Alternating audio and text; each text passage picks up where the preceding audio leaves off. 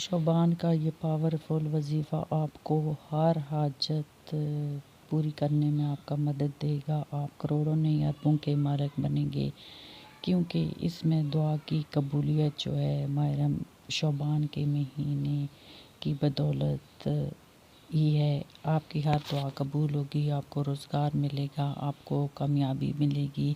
آپ کی جہاں بھی مرضی ہوگی وہیں آپ کی شادی ہوگی، اور آپ کا رشتہ ادھر ہی ہوگا جہاں آپ چاہ رہے ہیں، کیونکہ یہ سورۃ کوثر میں اسم اعظم ہے. اور آپ کی دعا کی قبول ہونے کا جو مہینہ ہے وہ شعبان کا مہینہ ہے. یہ اتنا پاورفل اور لاجواب اور زبردست عمل ہے کہ جن لوگوں کو بتایا وہ آج اپنی خوشگوار زندگی گزار رہے ہیں، ان کو کسی قسم کی بھی ٹینشن نہیں ہے. سامعین السلام علیکم ورحمۃ اللہ. یہ شعبان کے مہینے کا بہت ہی پاورفل عمل ہے.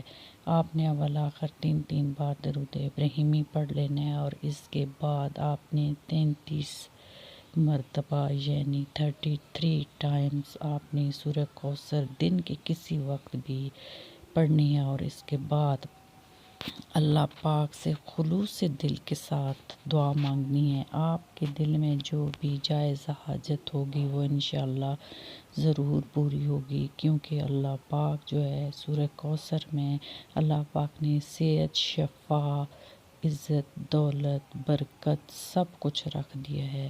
اور دشمن جو ہیں وہ ناکام اور زیر ہو جاتے ہیں.